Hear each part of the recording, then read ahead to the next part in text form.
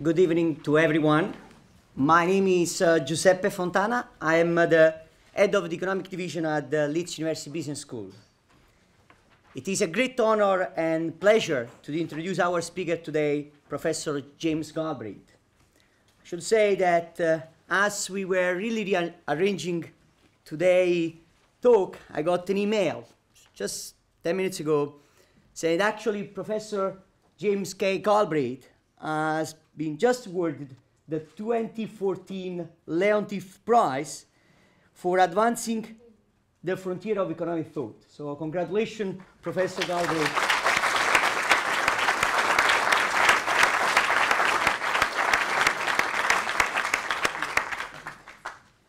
Let me say some things about Professor Galbraith and his father. For anyone interested in economics, Professor Galbraith is something close to economic aristocracy. His father, John Kenneth Galbraith, was one of America's most famous economists.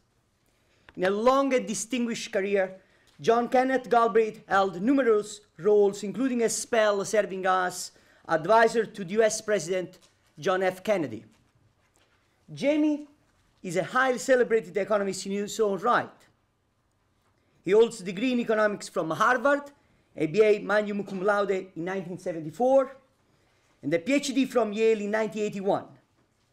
He studied economics as a Marshall Scholar at King's College in Cambridge, UK. His work has mostly focused on the measurement and understanding of inequality, and more recently, on the global financial crisis and the Great Recession. He has authored many articles and several influential books, including The Predatory State, How Conservatives Abandon Free Market Economy, and Why Liberals Should Too, with Free Press in 2008. And later, Inequality and Instability, a study of the world economy just before the Great Crisis, with Oxford University Press in 2012. Professor Galbraith holds the Lloyd Benson Jr. Chair in Government Business Relations and the Professorship of Government at the Lyndon Johnson School of Public Affairs, University of Texas at Austin. Another interesting aspect of Professor Galbraith's activities is that he has consistently and vigorously tried to make his ideas and theories accessible to the public, and indeed, he regularly challenges the conventional wisdom, a phrase that his father created, in economics, denouncing the economic policy of policymakers in America and Europe. It is really difficult to think of someone better placed to offer a more insightful, clear, and accessible perspective on the economic problems facing many parts of the world today, including US and our country, and what the future may hold for our own country. The lecture of this evening is entitled Inequality, Instability, and the End of Normal. So without much further ado, please let me introduce Professor James Galbraith.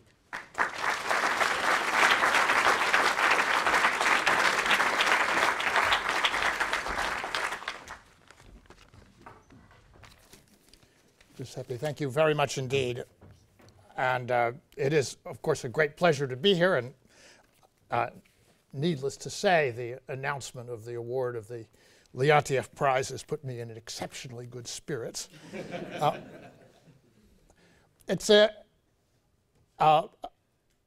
honor that I actually am especially happy to have received because actually Vasily Leontief, after whom it was named, was my very first professor of economics.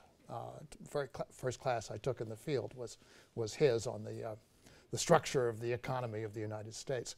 And he was also my father's closest friend in the Harvard economics department, which he taught in for very many years. And to give you just a flavor of the logic of his mind and his sense of humor, I have to tell you a little story about a moment, a very difficult moment in the history of the economics department at Harvard when two radicals, Sam Bowles and Herbert Gentis, were up for tenure. There was a terrific battle over whether they would get it. My father and Leontiev were in favor, and many of the others were opposed, and the battle was lost. And commiserating with each other one day, my father said to Vasily, Vasily, if we were up for tenure in this department today, how many votes would we get? And so they each sat down and they counted. My father came up with 8, and Vasily came up with 9. My father said, Vasily, let me look at your list. How did you get 9 when I only got 8? He looked at Vasily's list and said, Vasily, you can't vote for yourself for tenure. And Leontiev replied, why not? I'm a tenured professor in this department.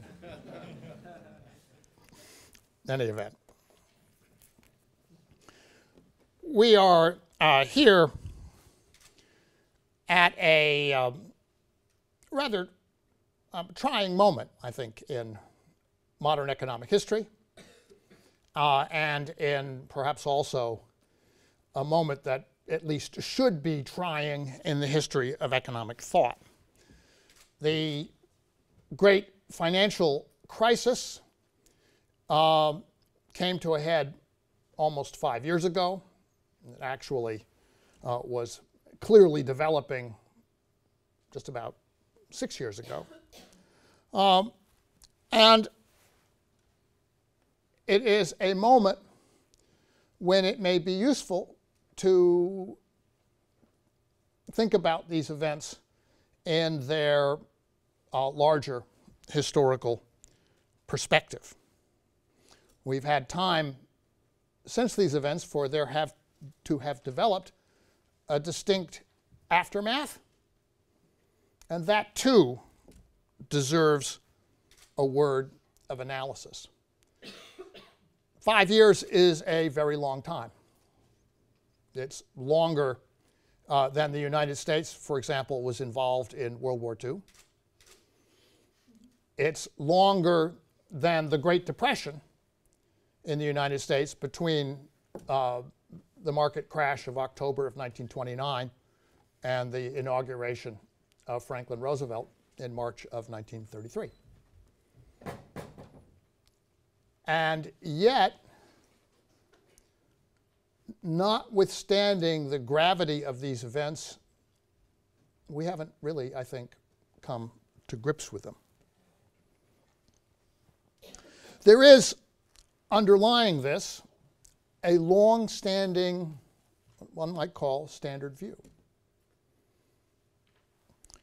A view which holds that the economic growth which most of the industrial world experienced almost continuously from the end of the Second World War until the turn of the millennium, is a phenomenon characterized by, let's say, historical normality.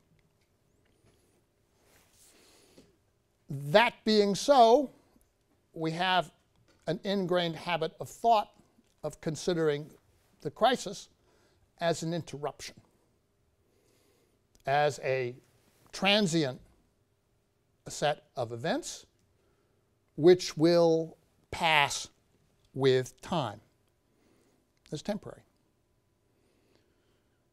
And if one takes that general framework for considering this question, then one is easily drawn into the debates which have been swirling around us for quite some time about the causes of the crisis. A debate which is focused largely on what we might call proximate events. And I don't want to go into these in all of the litany of detail that have been offered, but I can give you a sequence of examples. There is actually a body of argument that holds that we should view the crisis basically in statistical terms as an exceptionally bad draw random draw from a pool of possible events. This goes by the name of the Black Swans view of the crisis. Simply a piece of extremely improbable bad luck that just happened to occur. Okay. And there is a variation of the same argument, or an argument in a similar style, which holds that the system that we operate on is prone to unlucky events with greater frequency than we imagined, and so we are continually surprised by them. That is a point of view which can be summarized in the phrase fat tails. A draw on a probability distribution which is more dangerous than we thought. And if you take either of those viewpoints, there really isn't much to be done, except expect that there will be a return to the center of the distribution sooner or later, and that the economy will right itself. A similar, but slightly more structured perspective on these matters advances what is not so much an explanation for the crisis as a physical metaphor intended to convey some of the flavor of the events that we have been living through. And that is the metaphor of the bubble. The bubble is a conceptual framework, if you like, that doesn't really give you any economic intuition or insight. It simply conveys the process of a slow expansion and a rapid collapse, right? Along with certain, perhaps, implications. Bubbles are rather innocent things. Nobody is really to blame. They're the kinds of things that intrigue children. And it's also at least reasonable inference from the use of the metaphor that the bubble does not represent anything fundamental in the economy. When it pops, things go back to the underlying equilibrium.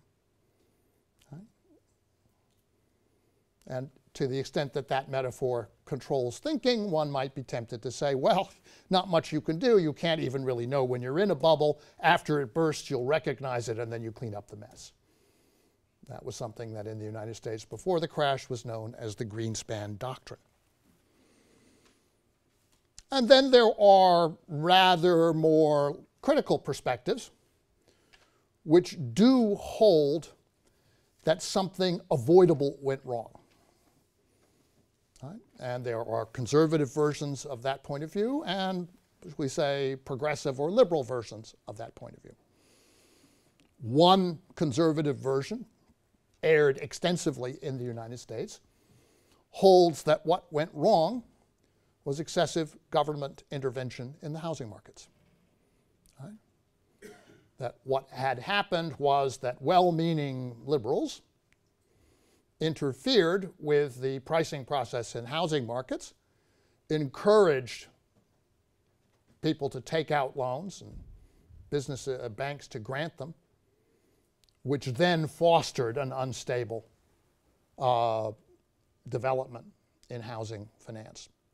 That's the Republican position, the minority position in the report of the Financial Crisis Inquiry Commission of a few years ago. And on the other side, something close to the majority position of the same report and articulated by a number of very good friends of mine, is the counter-argument that what went wrong was the desupervision of the financial sector and a massive wave of financial fraud. Essentially corrupt and even criminal activity, beginning with the issuing of mortgages that were known could never be paid, moving through the securitization of those mortgages and their sale to gullible investors all over the world, and especially in Europe. So as I said, if you take the first two or three of these particular perspectives, you draw the implication that the crisis is transitory and that it will pass with time. If you take the second two, whether the conservative or the progressive variation, you can draw the inference that it could have been prevented, and also that there may be remedial steps which will enable it to be cured.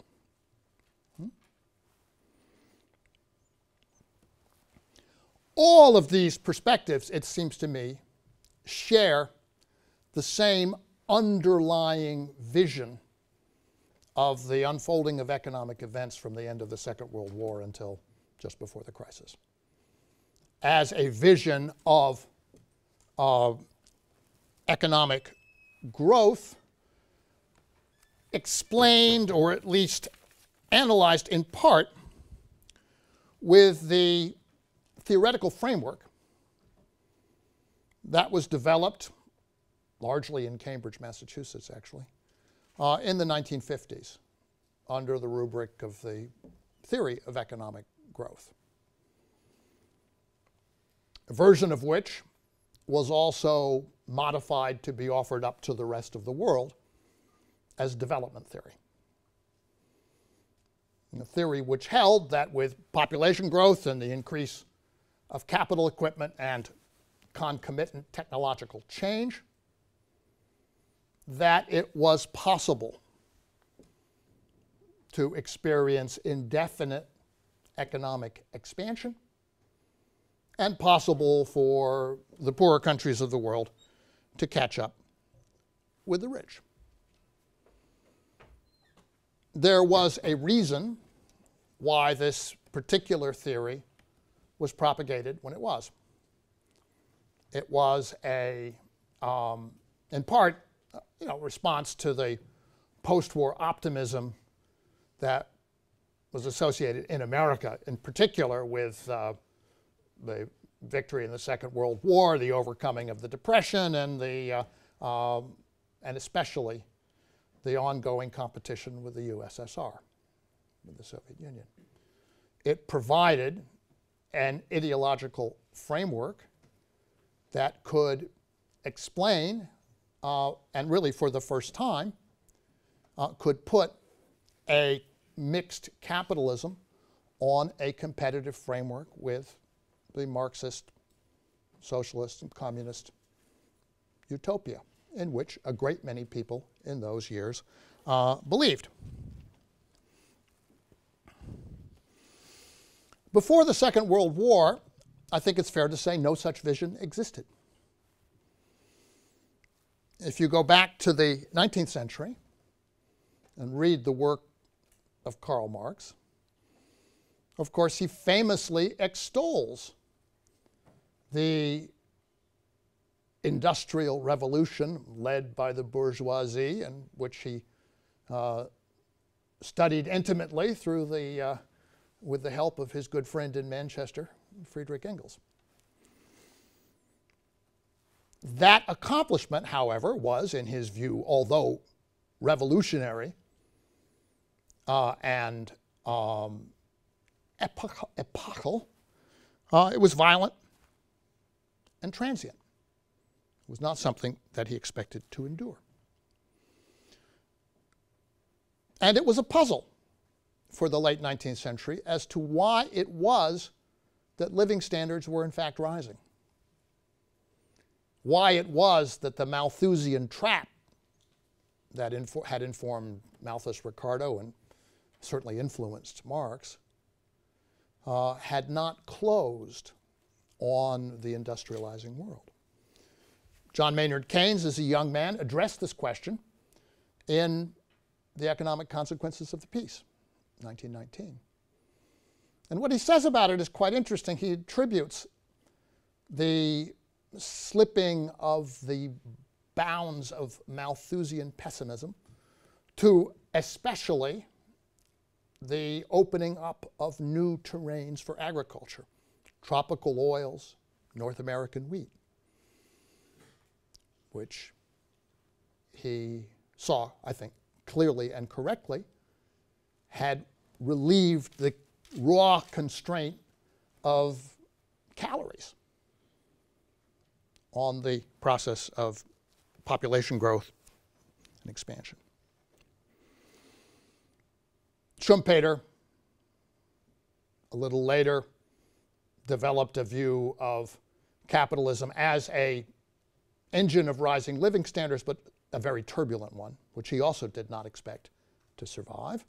And, of course, Keynes, in his mature years in the 1930s and into the 1940s, was dealing with the apparent collapse of the engines of saving, investment, and growth. Actually, the word growth isn't much used at that time. The problem of mass unemployment and indeed the threat to the survival of the system that was the Great Depression. Great Depression was a deep threat to the survival of the system. March of 1933, when Franklin Roosevelt took office in Washington, there were machine gun nests on the rooftops of the federal buildings along the parade route, something that had never been seen before. It was, even in the United States, an extremely dangerous moment, and of course a catastrophic one on the continent of Europe. Keynes was aware and argued that it need not always be so. He wrote an essay called Economic Possibilities for Our Grandchildren. But those possibilities were, at least at that time, still substantially theoretical. Post-war period changed all of that. And over a long moment, the notion that rising living standards, economic growth, was a permanent feature of our world became very much set in concrete in our minds. And today it is part of a mechanical process of forecasting that goes on all over the world that consists of dividing the future into the actual track of total output, gross domestic product, and its potential track, which is calculated as a trend from past performance. And the success of economic policy is calibrated by the distance between the actual and the potential. There is also a theory which has worked its way, I think, insidiously into forecasting models, which goes back to Milton Friedman in 1968 and is the theory of the natural rate of unemployment. The notion that there is a self-regulating mechanism in labor markets that will bring an economic system back to a state of high employment if nobody interferes with it. And there is, of course, an agenda of labor market deregulation and flexibilization which is hidden there.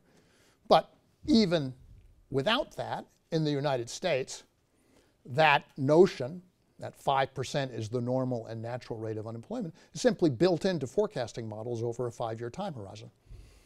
And so when there is a serious shock to the system, as there was in 2007, 2008, the forecasters get to work and they tell you that by 2013 everything will be fine. Right? And that is the way in which our expectations are formed. I think, though, that if we examine our memories, and quite a few people in this room are, you know, shall we say, eligible to have them,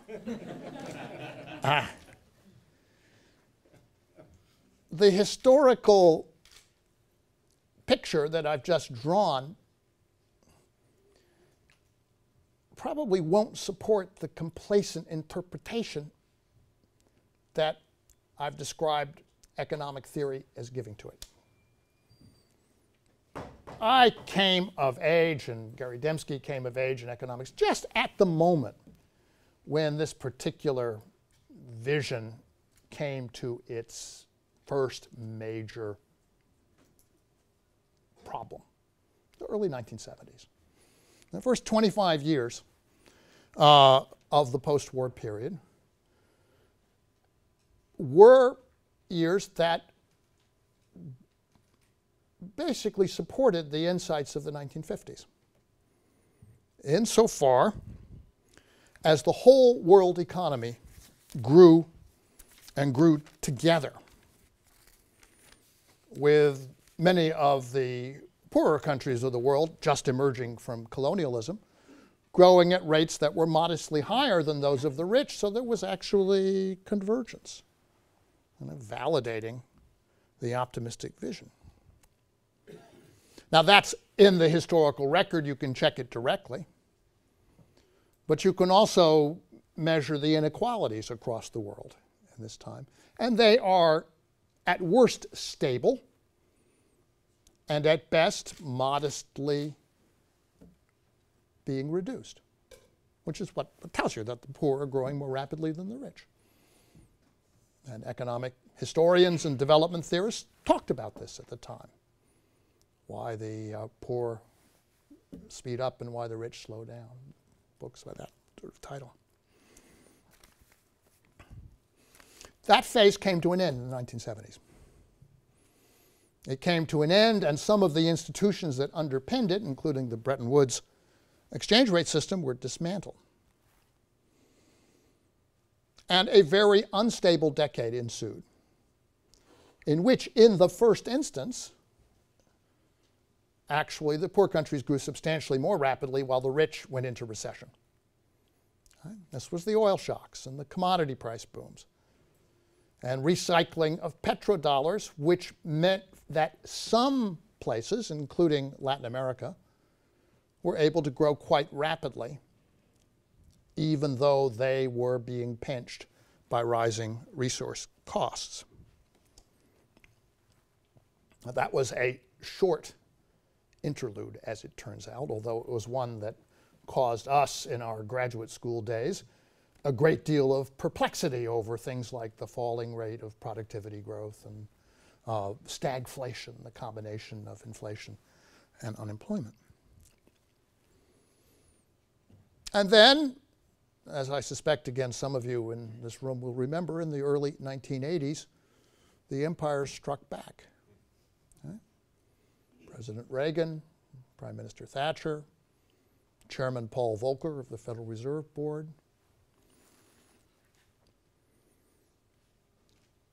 took steps which we experienced as being quite brutal, quite abrupt, quite dramatic, as affecting large swaths of established industry in North America, here in the UK, and on the European continent. But what we experienced was nothing like what the rest of the world experienced. What the rest of the world experienced was an end to the processes of development. A massive reversal of the industrialization of the post-war period. That was what was experienced in Brazil. That was what was experienced in Argentina. A collapse of public institutions that provided health and education was experienced all through Africa. Collapse of the capacity to import because credit was cut off. Right? And if you look at the world economy over this period, you find that while what we'll call the North, the industrialized, the developed countries of the West anyway, resumed growth, nobody else did. You had lost decades everywhere. And this is something which, is a way of summarizing in a very compact fashion the results of work that I did over many years in attempting to measure the trajectory of economic inequality at the world scale. It became clear in the 1980s that inequality was rising, which it had not been doing before. And a whole series of ad hoc explanations began to be thrown around about this. This was due to globalization. It was due to technological change. It was due to a race between technology and education. All kinds of things were cooked up, all basically on the spur of the moment to explain it. And when you looked at the evidence, you found it was extremely thin, very unpersuasive, because there simply had not been enough measurement of what was actually going on around the world to enable one to develop a systematic picture. And the work that I did with my students at the University of Texas, which is the basis for the Leontief Prize just announced, was basically aimed at filling in the record, of figuring out ways to use available data sources that we could afford too, which meant, you know, hundreds rather than thousands of dollars, and cups of coffee and graduate student time, to provide estimates and we say approximations for the movement of inequality around the world. And we turned out we could do this quite successfully. And what it showed is precisely that the turning point is in the early 1980s. That the turning point's actually, there's a one in 1971 when the Bretton Woods institutions are dismantled, and again in 1980. And from 1980 to 2000, inequality rises throughout the world, but in waves. In Latin America and Africa in the first part of the 1980s, incident to the debt crisis. In Central Europe and the former Soviet Union in the late 1980s, incident to the collapse of those regimes. And then in Asia, incident to the changes in China and to the liberalizations going on all over that region in the 1990s before the Asian crisis.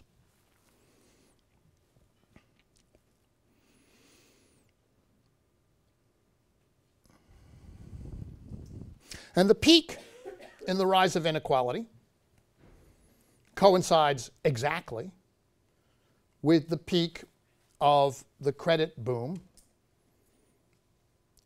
associated with information technology in the United States, especially in 2000. The two things are essentially part and parcel of a same global phenomenon.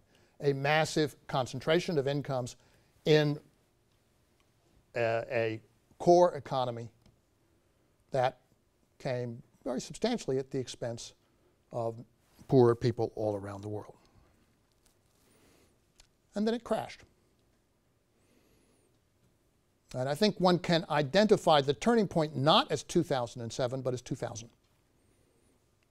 That's a historical point I think I want to offer to you.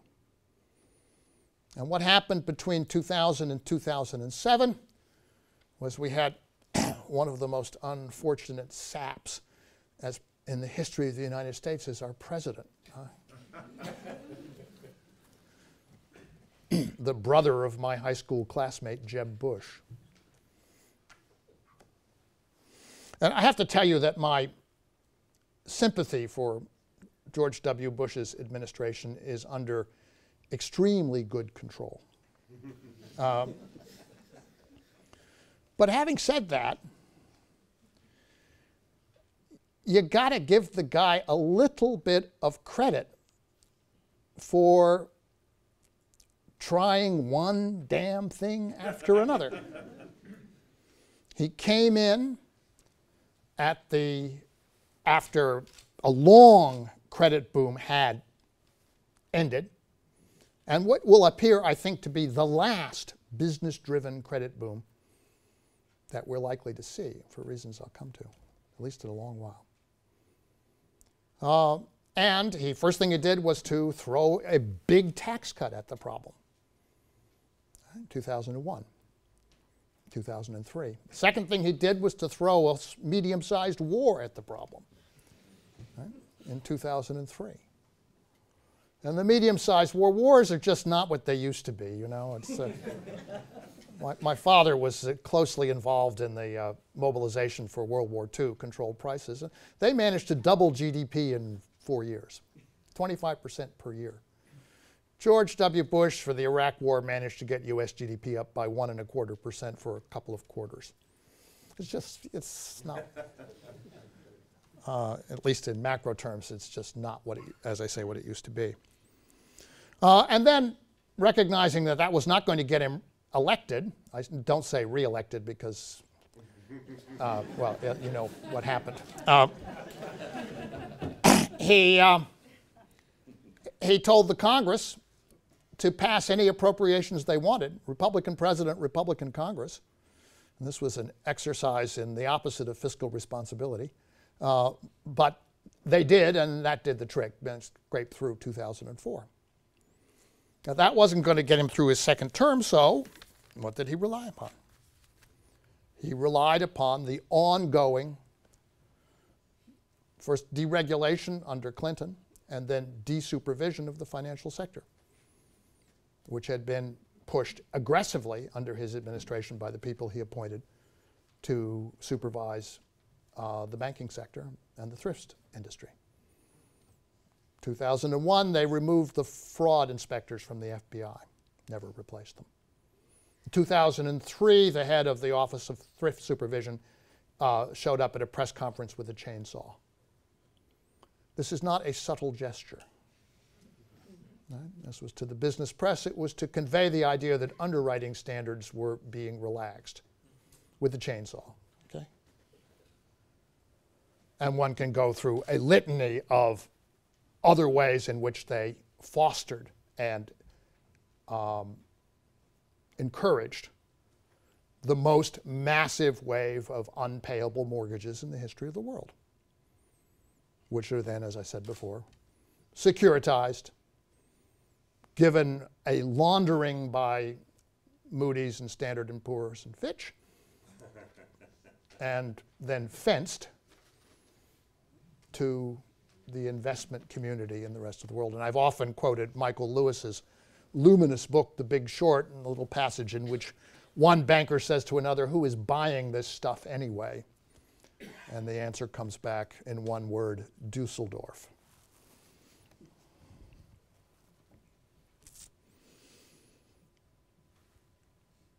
That got him almost to the end of his term. Not quite. And the crash came. The crash came in August of 2007 because the banks realized that their counterparties were untrustworthy as they were themselves. Right? The interbank lending market dried up. And you had a series of efforts to stabilize essentially, well, bankrupt investment banks, which failed ultimately with Lehman Brothers and AIG in 2008. And then a massive rush to safety, to liquidity for those who were still had anything to protect. All right? A rush which lowered the yields on British gilts, German bunds, United States Treasury bonds and bills, raised them on the sovereigns, the weak sovereigns of the Eurozone. A single consequence of this global credit collapse. With the further development that time has gone by and the resilience built into our models and our expectations and our minds about the performance of our economies is nowhere to be seen. What we have is disappointment.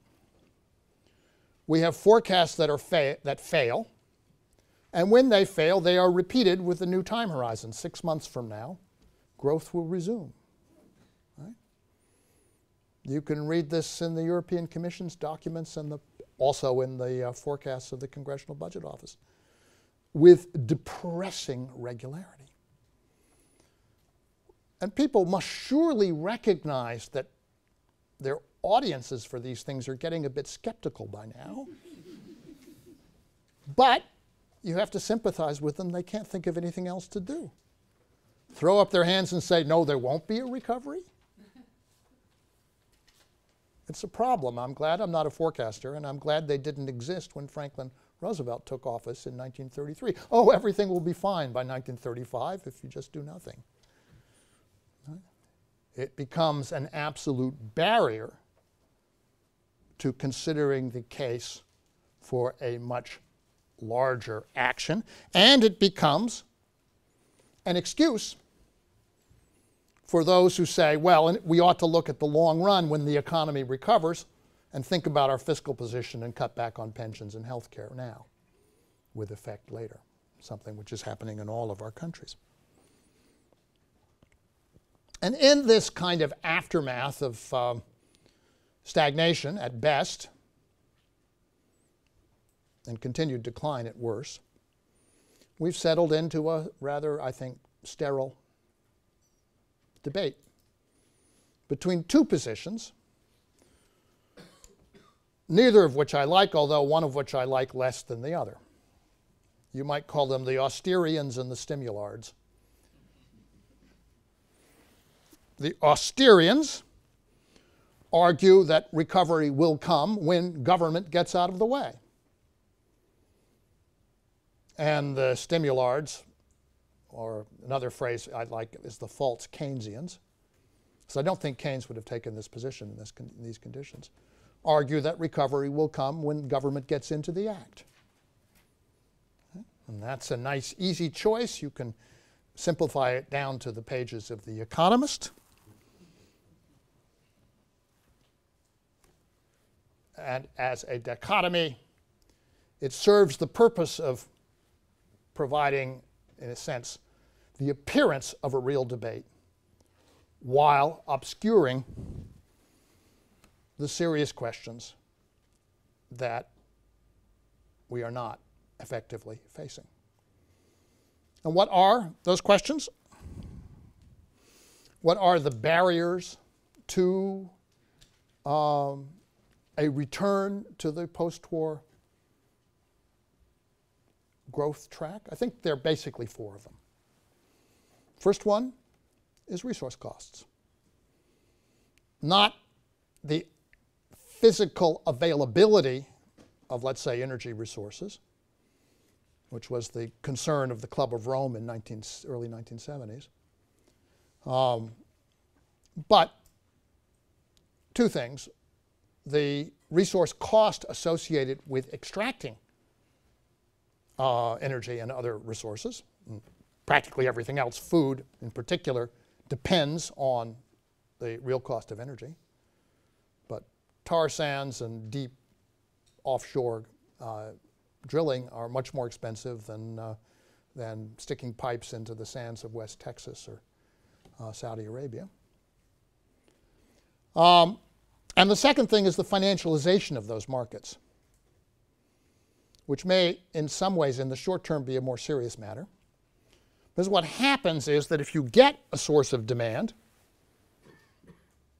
an impetus of growth, it's very easy to run up the price of the energy resources required to fuel it and to siphon off the stimulus as a tax, effectively.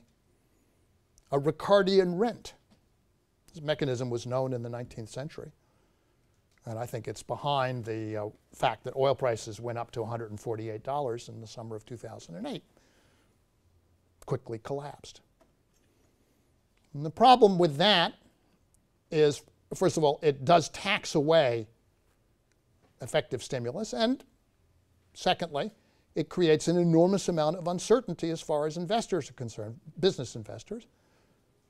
People who are investing in new energy resources are worried that the price will collapse, and that's going to affect renewables in particular. They need a high price.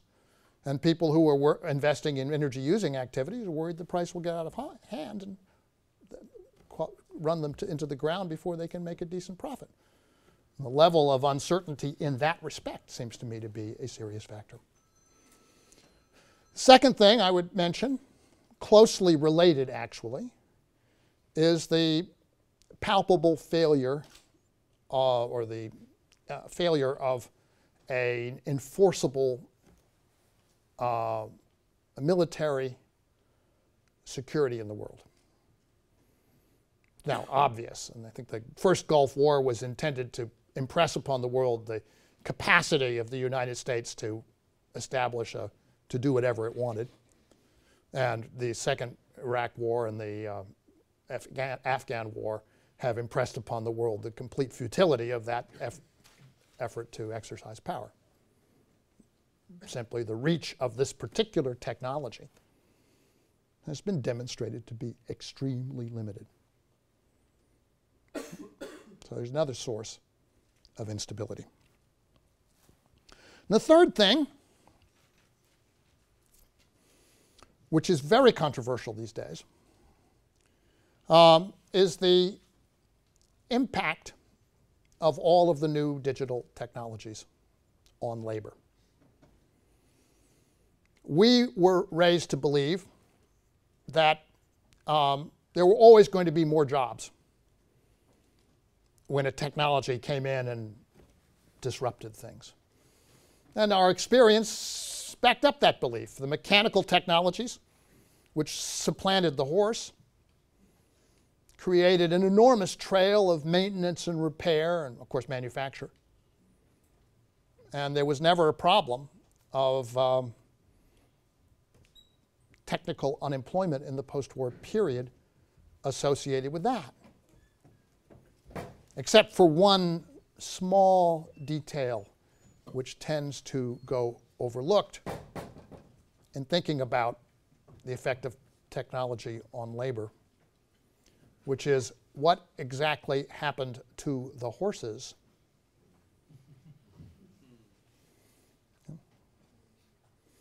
they did not get counted in the unemployment statistics. And I would suggest that what we're seeing now is something similar for office workers. Okay? That is to say, a contraction in the willingness and ability of private businesses to hire because of a structural change in their need for that type of labor. And this did not happen before the crisis because businesses don't like to reorganize their activities if they're not under pressure to do so. But when the crisis comes and they purge their labor forces, then ex post, they consider what to do in hiring back. And I don't know what's happening in this country, but if you go into drugstores in the United States, pharmacies, you're now induced to do your own checkout. Right? Nobody does this anymore. Supermarkets, the same. I even have been in a restaurant, admittedly it was Disneyland, where you were induced to make your menu selections on a computer. And that really was pushing it a bit far. But this is what's happening out there. And I mean, it looks to a Keynesian economist like the effect of a shortfall of demand. But it's impossible to distinguish that from a change in business strategy in the post-crisis environment, given that these technologies exist and that they continue to diffuse. So that's the third thing. And the fourth thing, which seems to me to be really evident, is the collapse of a trustworthy system of finance. Okay? The fact that we developed these very large, very costly banking institutions, just as we developed a very large and very costly military, which actually don't accomplish anything, don't serve any noticeable public purpose anymore, because they don't underwrite business loans. They're not making new loans, new C&I, commercial and industrial loans.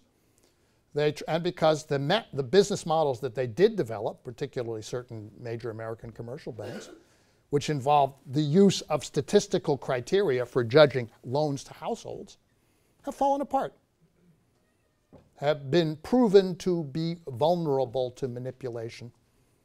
And so they're not trustworthy anymore, and the only mortgages that get made are mortgages that are going to be bought by the US government, by Fannie Mae and Freddie Mac, which are now, once again, national corporations.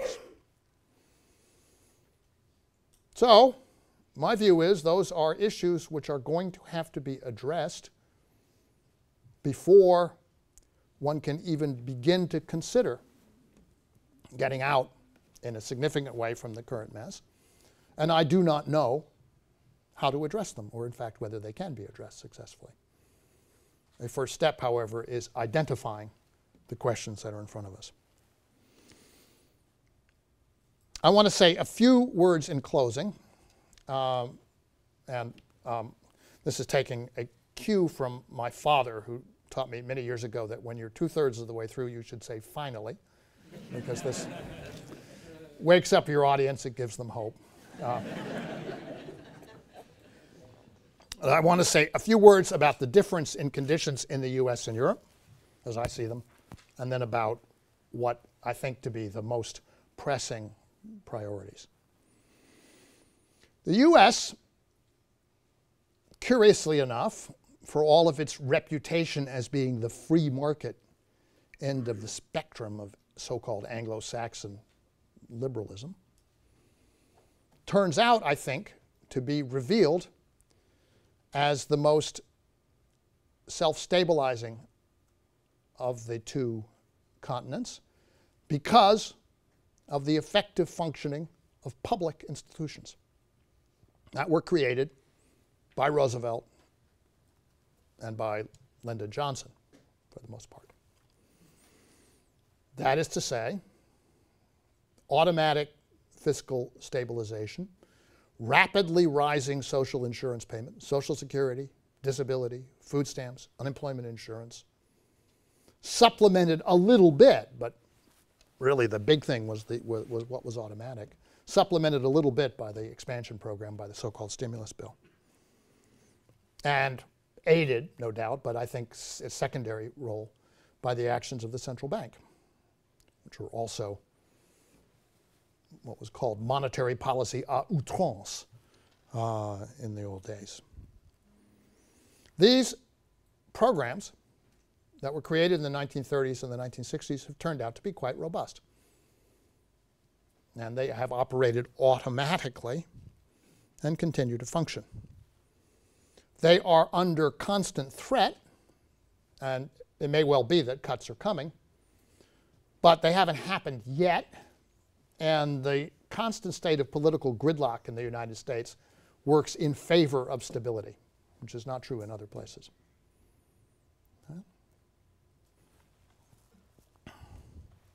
There's another thing. On both continents, weak populations have been hurt. In the US, there's some buffers that stem, I mean, this is not a fact in our favor, but it stems from the fact that some of the population, construction workers, for example, largely come from elsewhere, from south of the border, and went home.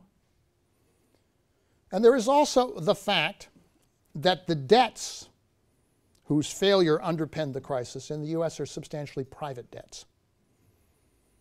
They're mortgages. And there are two things that happen with a mortgage: it either gets paid or it defaults. Either way, the mortgage goes down over time. And if it defaults, it goes away entirely. You lose your house, and that's a tragedy. And millions of people have. But the debt goes away with the house in most states. And as a result, the burden of private debts in the United States actually has gone down in the 5 years since the crisis. Okay? Not true in Europe. In Europe, the debts in question are public debts, and they either have to be serviced or renegotiated. And the renegotiation is a bilateral, not a unilateral process, at least so far. So we have a situation in which it's easier under the American context for the debt crisis to be relieved a bit than it is in the European crisis. That's only one of the ways in which Europe, I think, has been less fortunate than the US.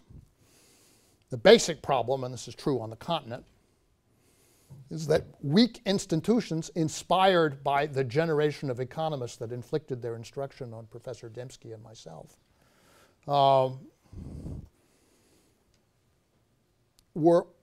proved wholly inadequate to deal with these kinds of events. The European Central Bank, okay, it had a dysfunctional charter that said control prices only. I don't think that's the essential thing, but certainly didn't help. Much more important are the fiscal restrictions and the fact that those restrictions really did bite in the countries of the European periphery when their debt structures became unmanageable. The lack of a common system for resolving banks and the lack, or supporting them, and the lack of common social insurance at the continental scale, I think, play into the same problem. Incomes go down, and they are not replaced. And austerity simply makes the situation worse by compounding the losses, reducing GDP relative to debt, raising debt. And on top of that, you have the ideology of parts of the leadership of continental Europe, which is extraordinarily rigid, I think, by any standards in the world.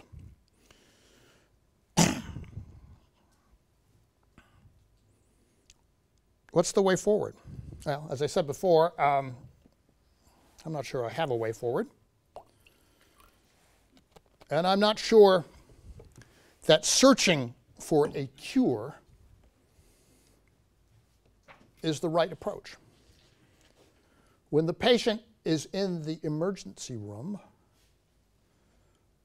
the first thing you do is stabilize him or her. You try and prevent things from getting radically worse. Stop the bleeding. Medical metaphors are useful. The austerity metaphor is a bleeding metaphor. We shall cut, drain the poisons from the system, and the patient will recover on its own. This is what, of course, medieval doctors famously thought. Cut, cut, cut, everything will be fine. The economists picked this up, this idea, through the physiocrats. Francois Quesnay was a physician to Louis XIV who discovered the circulation of the blood. The advantage of which was that you could cut anywhere on the body and get the blood. Didn't matter. You didn't have to pick a particular finger to deal with a particular illness. And with that great insight, Quesnay went on to become the most celebrated economist of his time. That's not the way modern medicine works. Modern medicine, you don't bleed, you transfuse. And it would be an odd modern doctor who walked into an emergency room, into an intensive care unit, and said, gosh, look at all these patients with saline solution dripping into their arms. They're all very sick. Let's get rid of the saline solution because people out on the street don't have it. Right? Which is another mentality of the present day economists. The deficits that we see everywhere are the saline solution stabilizing their economies. You try and remove them and the patient's not going to get better, it's going to get sicker. So a certain realism about the problem that you face and the dangers that you are courting by conducting yourself in a say, on the basis of fallacious thinking, would be a very significant step. Ideas have to change first and foremost. I do think that if you want to restore a reasonable minimum of private profits in sectors that employ people doing useful things, you have to get them from somewhere, and I would propose getting them from the banks. It makes no sense in this situation to have institutions which in the US pay 10% of all wages and earn 40% of all profits and do nothing. except borrow from the central bank at 0 and lend back to the Treasury at 3%.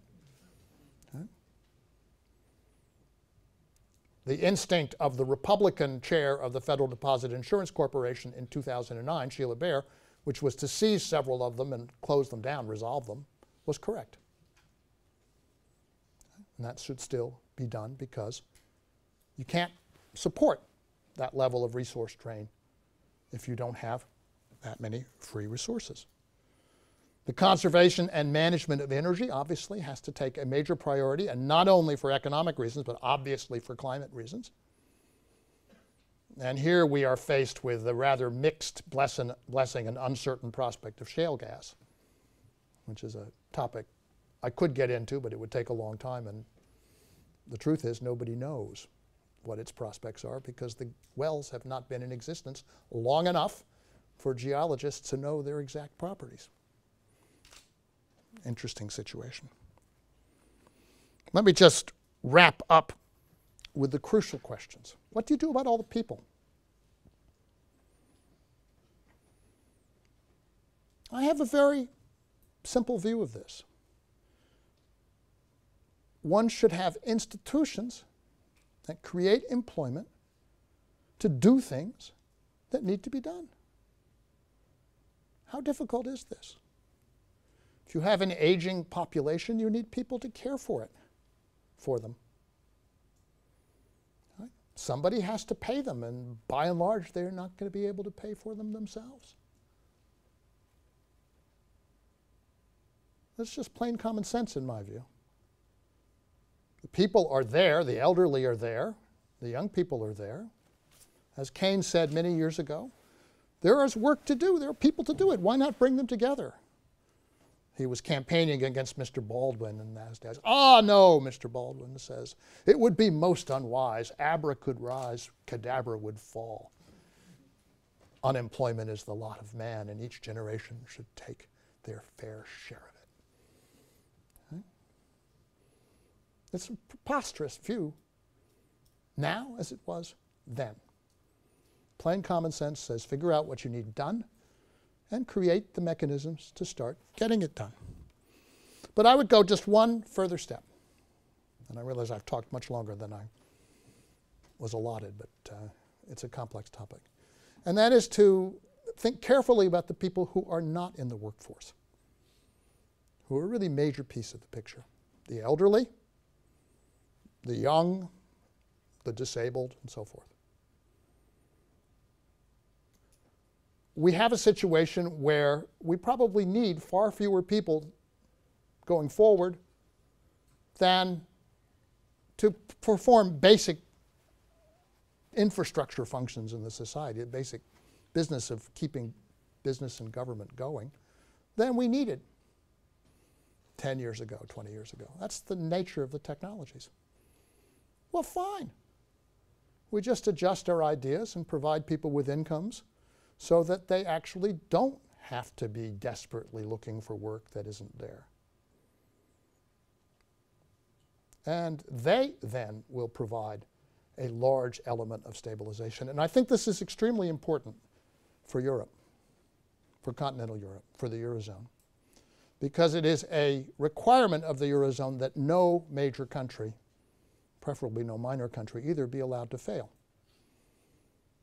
And if you look at Greece, where I just was, 11 million people, the failure to stabilize the basic incomes of that society is visible on the streets. Any time of the day, of night, people picking through the garbage, looking for something to eat. People sleeping on the sidewalks in large numbers. Some cases, quite elegant people, elderly, evictees from their apartments.